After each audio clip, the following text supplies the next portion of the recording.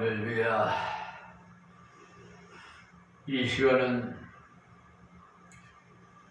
수요 기도의 밤으로서 이스라 강해 설교를 말씀드리는 시간이 되었습니다. 오늘은 이스라 5장 1절에서 17절에 있는 말씀에 그 말씀에 드리기 전에 서론적으로 지난 말씀을 갖추려서 다시 리바이브를 해서 요약해서 거듭 말씀드리겠습니다. 에스라서는 이스라엘이 70년 동안의 포로 생활을 청산하고 돌아와서 회복하는 성전을 짓고 성곽을 세우는 일을 하는 과정을 설명하는 이 책이 에스라서입니다. 앞에 3장에서는 성전 지대를 놓을 때 옛날 성전을 보지 못했던 젊은 사람들은 하나님의 은혜로 그 성전을 짓기 위해서 그 먼 나라에서 보내주신 것을 생각하니까 감사해서 환호를 올렸습니다. 그러나 나이가 80, 90이 되신 분들은 그 옛날에 솔로몬 성전을 보았던 분들로서 그 성전의 지대를 보고 통곡을 했어요. 왜 그랬겠어요? 이때 아직 솔로몬의 성전만큼 아름답고 웅장한 성전을 지을 처지가 못 되었기 때문에 지금 짓는 성전은 그들의 형편에 합당하게 짓는 것입니다. 그러니까 형편에 맞춰서요. 그래서 통곡하는 소리와 감격하는 소리가 같이 섞여서 멀리서 들으면은 분별하기가 잘 모르죠. 그냥 혼합돼서 흘러나오니까 얘가 들리니까. 그래서 이때는 아직 그 젊은이들은 솔로몬 성전을 보지 못했잖아요. 그렇지만은 현재 성전을 짓는 것에 너무 기뻐한 거고요. 7, 80 되신 오래되신 분들은 솔로몬의 그 성전을 비교하니까 형편없으니까 그냥 통곡하는 그런 좀 환호하는 소리와 통곡하는 소리가 그냥 혼합된 거죠. 그러나 4장에 와서 성전 짓기를 시작하려는데 가까이 있는 사마리아 사람들이 찾아와서 방해를 합니다. 사마리아 사람들은 하나님도 섬기고 우상도 섬기고 혼합주의자들이에요. 그런 자들이 와서 너희들끼리만 하지 말고 우리와 같이 하자. 우리도 하나님을 섬긴다. 그러니 같이 짓자라고 나온 겁니다. 어떻게 보면은 굉장히 우호적인 것 같죠? 그런데 그때 이스라엘 지도하시는 분들이 안 된다. 이 전은 하나님께서 우리에게 맡긴 것이기 때문에 이스라엘이 홀로 건축을 해야 된다. 이렇게 나오니까 사마리아 사람들이 방해를 하고 바벨론에 진정서를 올렸어요. 그러니까 처음에 같이 짓자고 했던 것이 거짓말이라는 것을 알 수가 있죠. 정말로 같이 지을 마음이 있었다면 성전 짓는 일이 그렇게 귀한 것인 줄 알았더라면은 헌금이나 많이 해줘야 했고요. 성전 일이 그렇게 그러니까 자기들이 못하는 대신 기도를 해줘야 되지 않겠습니까? 그런데 그들이 고소를 했단 말이에요. 그러니 그 내용을 보면은 예루살렘에는 원래 큰 왕이 있었는데 이들이 악질이라고 만약에 성전이 완성되고 나면은 조공도 바치지 않고 세금도 바치지 않을 것이니까 잘 알아보십시오. 그런 내용이었어요. 그 고소장을 보내놨더니 아닥사스다 왕이 그 조서를 근거로 사기에 찾아오니까 마침 예루살렘의 역사 중에 그런 역사가 있었다는 것을 찾아보게 되었어요. 그러니까 옛날 그 기록되어 있는 사기 말이에요.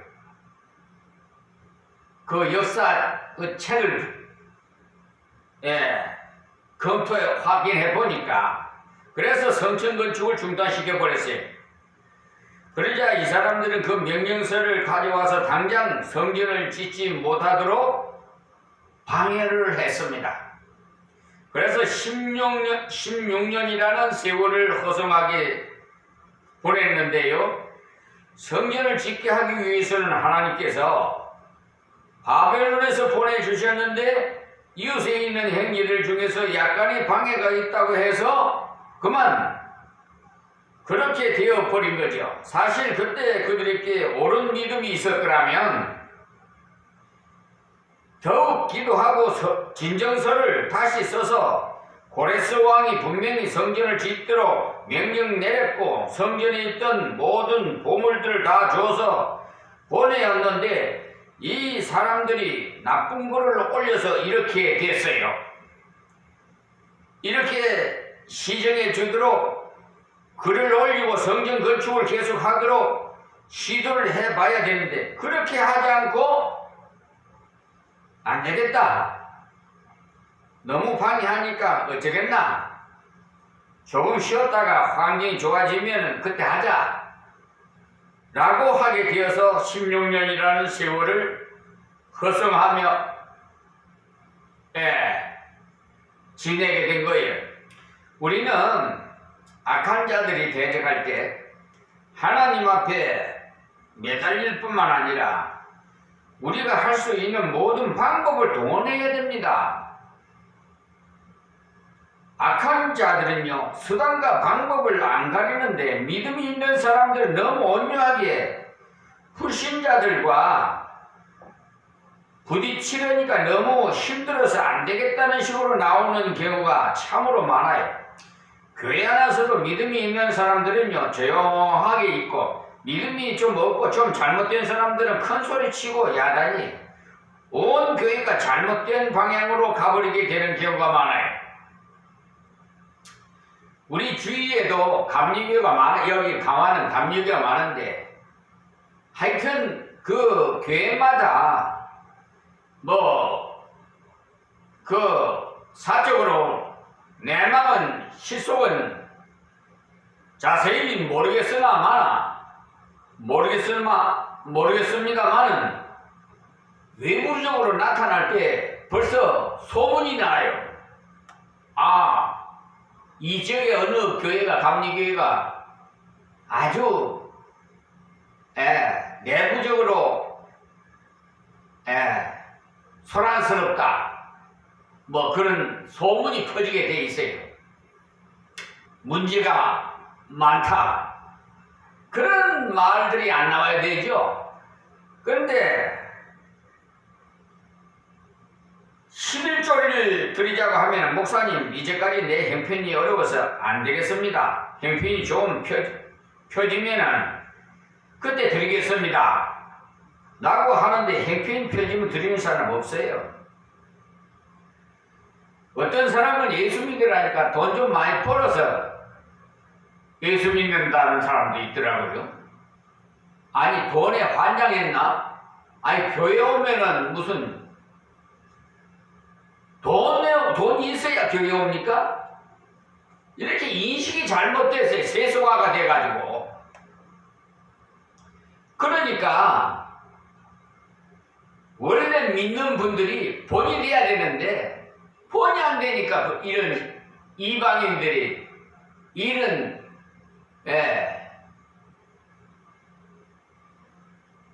돈 벌여서 교회 가겠다고 그런단 말입니다.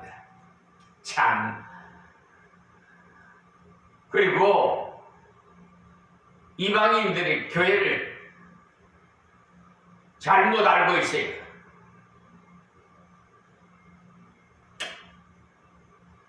그것이 다 누구 탓이냐? 먼저 믿던 우리 하나님의 아들, 딸들이 잘못 믿으니까 그래. 다 저희들이 책임이 큽니다. 다른 사람 봐요. 몇백만 원씩 버는 사람에게 비하면 난 아무것도 아니다 라고 하면서 또 안 드리는 사람도 있어요. 어떤 분이 사고가 많이 나서 목사님 아무래도 11조를 안 드려서 그런 거 아닌지 모르겠습니다 라고 하시는데 알기는 알아서 다행입니다. 전에도 말씀을 드렸지만 11조를 안 냈지만 사실은 다 냈다고 했지 않습니까? 11조를 경찰에서 내든지 병원에 갖다 내든지 냈다는 말이 하나님께서는 11조는 하나님의 것이기 때문에 반드시 다 거둬가셔야. 그런데 그것을 교회에 갖다 내든지 다른 곳에 갖다 내든지 하게 될 뿐인 것이죠. 어떤 우리 동기 목사 그 형제가는 형은 목회를 하고 동생은 공장을 해요. 그런데 공장에서 11조 그 공장이니까 돈이 좀 되지요, 물질이. 그걸 11조를 거기다가 반을 낸다나 어쩐다나 갈라서 낸대요. 자기 섬기는 교회하고 형님 교회하고 이렇게 낸대요. 이게 문제란 말이에요. 그렇게 하면은 어른 목사라면은 11조는 본교회에 내야 된다.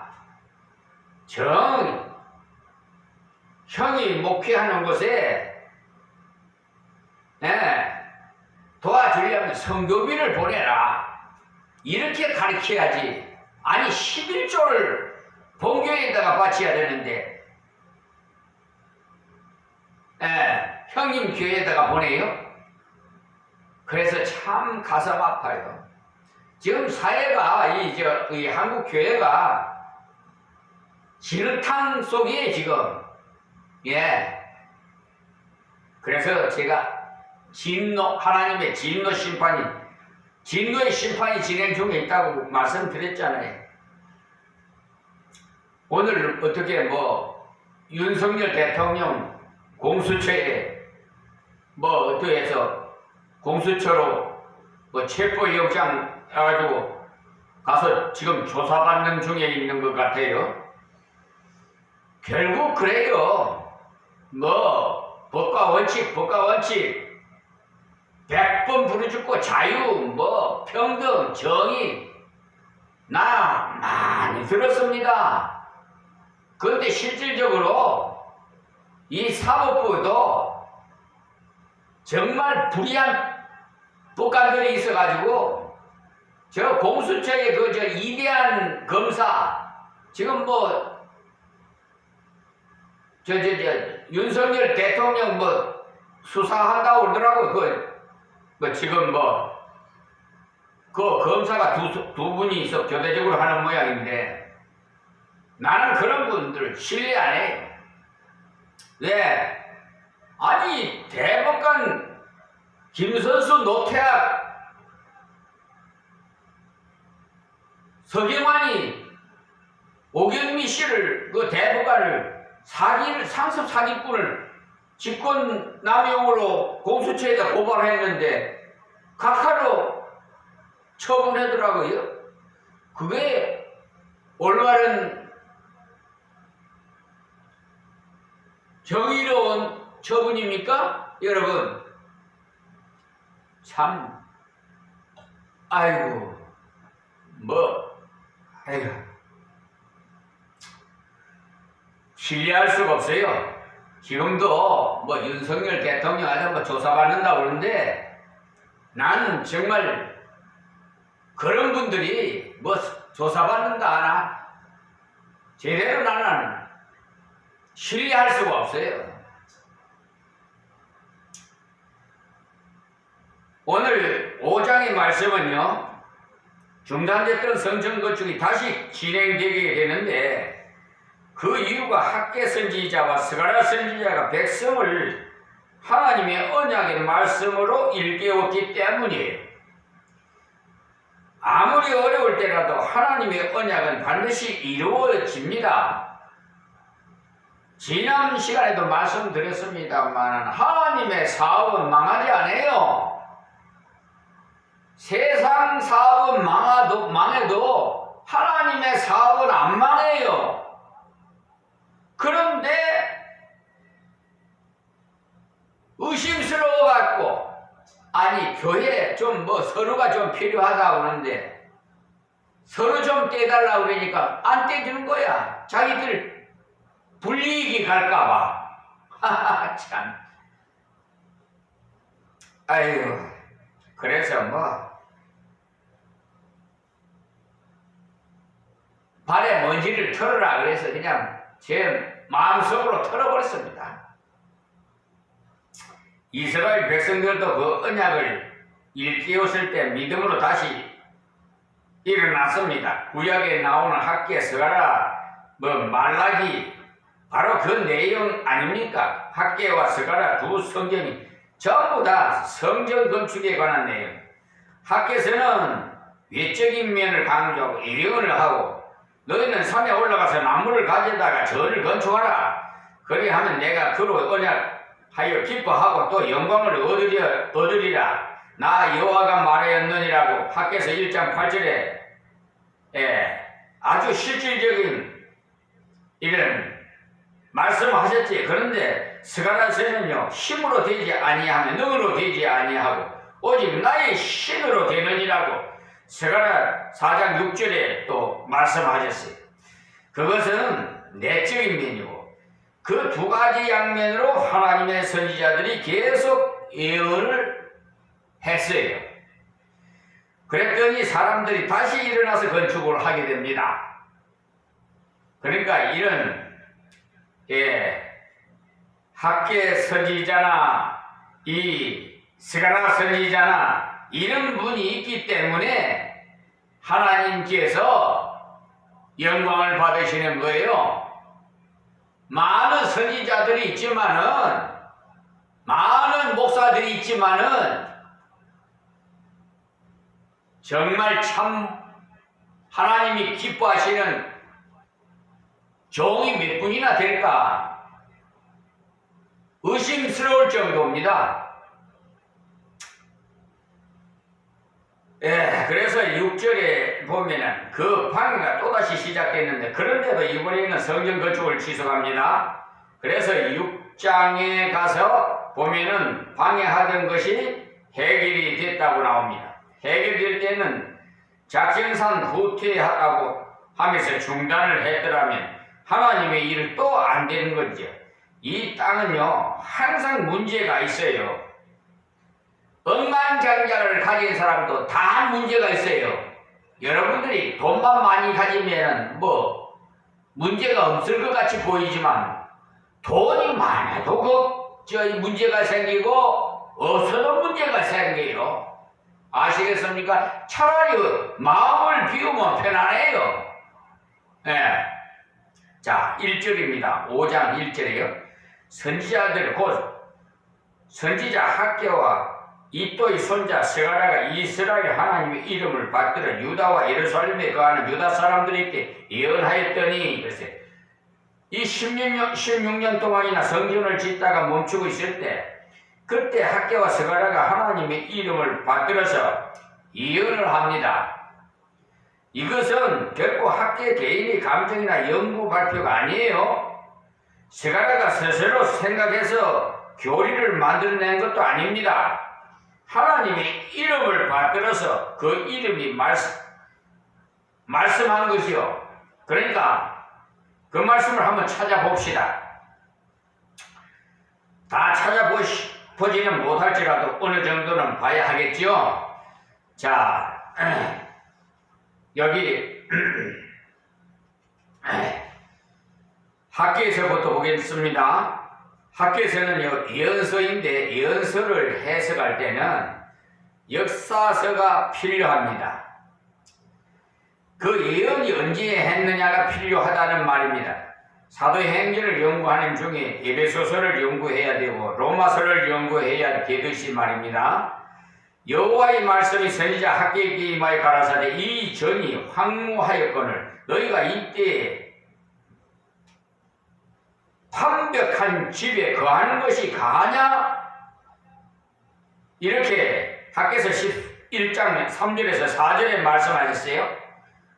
이렇게 나와 있지요. 성전 짓는 것을 중단해 놓고는 자기 집을 짓느라 성전이 정신이 없어요. 그래서 자기 집을 잘 지었어요.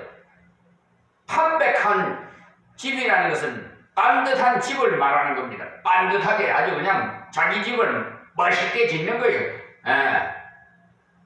하나님의 성전은 그냥 뒷전으로 물려놓고, 그러니까 너희들은 반듯한 집에 있으면서 하나님의 전은 항무지가 되어 있는데 그래서야 되겠느냐? 이렇게 말했어요. 그와 정반대의 사람들이 누구냐 하면 미국의 청교도 신앙인들입니다. 피난민으로 가서 자기들이 살 집부터 짓지 않고 먼저 성전을 지었거든요. 그 다음에 자기들이 집을 지었어요. 청교도 신앙들, 그죠? 유럽에서 박해를 받다가 영국에서, 그래서 너무 부러울 정도로 큰 집을 잘 짓고 살고 있었을 때, 왜 그랬어요? 하나님이 전을 먼저 짓고 살았기 때문에 후일에 그런 복을 주셨어요. 그러므로 이제 나 만군의 여호와가 말하노라 너희는 자기 소유를 살펴볼지어다라고 학개서 1장 15절에 말씀합니다. 자기들이 한 짓을 한번 살펴보라는 말씀입니다. 하나님의 전은 지금 항무지가 되어 있는데 너희는 반듯한 집을 짓고 사는 것이 맞겠나라는 말입니다. 그리고 학개서 6절의 말씀에 보면은 너희가 많이 뿌릴지라도 수입이 적으며 먹을지라도 배부르지 않으며 마실지라도 흡족하지 못하며 입어도 따뜻하지 못하며 일꾼이 싹을 받아도 그것을 구멍 뚫어진 전대에 넣음이 되느니라 했어요. 씨를 많이 뿌려도 하나님께서 복을 안 주시니까 수입이 얼마 안 되더라는 말씀이에요. 또 먹었지만 배가 부르지 않더라는 것, 만족이 없다는 말입니다. 굉장히 많이 굶고 나면은요 먹어도 배는 터질 것 같은데 배는 더 고픈 것 같은 때가 있지 않습니까? 저는요 군대 가서 그런 경험을 한번 한 적이 있어요. 먹기는 집에서 보다 더 많이 먹었는데 배는 왜 그렇게 고픈지 만족이 없기 때문에 그래요. 사랑으로 주시는 은혜를 맛보지 못하면요 사람은 먹어도 부족을 느낍니다. 그 다음에 입으면 분명히 따뜻해야 되는데 옷을 입었는데도 따뜻한 것 같지 않았다고 했어요. 그리고 싹을 받아서 집에 왔더니 없더라는 거예요. 무슨 말씀이에요? 저축하고 모아도 지나고 보니까 다 빠져나가 없더라는 거예요. 여러분 이렇게 속된 말로 집안에 우환이 있다 그러죠. 전략하고 아껴놨는데 우환이 들어가지고 그냥 병원에다가 다 갖다 주는 거. 그런 일 여러분 경험 많이 했죠? 하나님 앞에 드리는 건 인색해가지고 아이고 이거 조금 좀 남겨놓고 그냥 예를 들어서 10만원어치 10만원 11조 될 것 같으면 9만원이나 주고 그냥 나머지는 그냥 안 드려도 안 되겠나 막 이렇게 생각하실는지 모르지만 하나님은 그 생각까지도 알고 계세요. 아시겠습니까? 우리가 11조를 드리는데요, 솔직히 말씀드리면 전부 다 하나님께 드려야 돼요. 다 하나님 거예요. 근본적으로 생각해 보세요. 우리는 죽을 수밖에 없는 죄인들이에요. 죄의 싹은 사망이거든요. 에덴 동산에서 하나님 말씀을 불순종함으로 인해서 쫓겨났지요. 먹는 날엔 정령 죽으리라 그랬죠. 그런데 우리를 살리셨어요. 예수님의 피값으로 우리를 사셨단 말이에요. 그러니까 우리 몸이 아니에요. 우리가 가지고 노력하고 가서 장사를 하든지 직장에 다니든지 공장을 하든지 돈을 벌었으면 그게 다 하나님께서 생명을 구원해 주시고 힘을 주시고 지혜를 주시고 하셨기 때문에 돈을 모을 수가 있는 거예요. 다 하나님 거, 다 하나님 건데 왜 그런 11조를 드리라고 그러느냐? 다 드리면 우리가 쓸 것이 없잖아요, 또. 그러니까 11조만큼은 드려라. 정해놓은 거예요. 근데 어떤 분들은 10의 2조도 드리고, 왜냐하면요, 하나님 말씀대로 순종했더니 부자 되는 방법이, 이제 초신자가 들어와갖고 그 11조에 대해서 설교를 목사님이 하는데, 그래서 그냥 돈 버는 비결을 가르쳐 준 거예요. 그 11조를 들었더니 누르고 흔들어 넘치도록 채워주시네. 30배, 60배, 100배를 채워주시네. 아니 월세방에 살던데 전세방으로 옮겨가고 전세방에서 아파트 사게 만들고, 아니 그러니까 그냥 이분이요, 서울 종로 가면 기독교 회관이 있습니다. 근데 그 권사님이 간증을 해요. 지금 간증한 걸 제가 지금 들은 걸 말씀을 드리는 거예요. 여러분, 인색한 사람은요, 분명히 그보다도 더 우환이 생겨가지고 다 빠져 들어가요. 밑독에, 깨진 독에 물 붓기식이에요. 아끼고 아껴봤자 그래 남는 거 없습니다. 밥을 먹어도 배고프듯이. 그러니까 하나님 말씀대로 순종하세요. 순종하는 것이 상책이에요. 하여튼 제가 여러분들한테 자꾸 이런 말씀을 하면 좀 마음에 거부감이 가시는지 모르겠지만은 저는 그냥 하나님의 말씀을 그대로 전해드리는 것 뿐입니다. 그러니까 그냥 들으시고 마음에 믿음이 생기시면 자기 믿음의 분량대로 하십시오. 저는 강요는 11조 같은 거 저는 그 헌금에 대해서는 강요 안 합니다. 예. 그리고 교인이 와서 가도 예 붙잡지 않아요. 어느 분은 뭐 갔다고 뭐 금식기도 하고 뭐 어쩌고 야단 법석이더라고. 근데 난 그래 안 해요. 갈 사람은 가라 이거. 근데 가라고 해도 기어기어 들어 내가 어디로 가느냐는 게 아버지 집이 내 집인데 왜 어디로 가라고 하냐고 그래. 예. 그래서 지금 제가 여기 예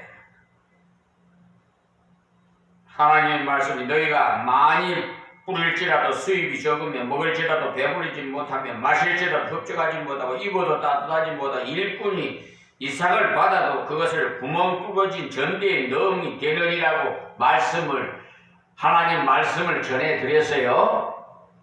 그러니까 이 말씀을 마음에 간직하시고 여러분 그 믿음이 믿음대로 분량대로 하십시오. 예. 오늘 여기서 말씀 뵙겠습니다. 하나님 주신 말씀 증거에 싸우니 아버지 하나님 믿음이 없는 자에게 믿음을 더해 주시옵시고 아버지 또 이방인들에게도 은혜를 베푸사 구원해 주시옵소서. 이 나라도 하루속히 불안한 이 정치가 하루속히 회복돼서 봉합되게 해 주시옵시고 안정 속에서 발전하는 대한민국이 되게 하여 주시옵소서. 예수님의 이름으로 기도하옵나이다. 아멘. 하나님 감사합니다. 하나님 감사합니다.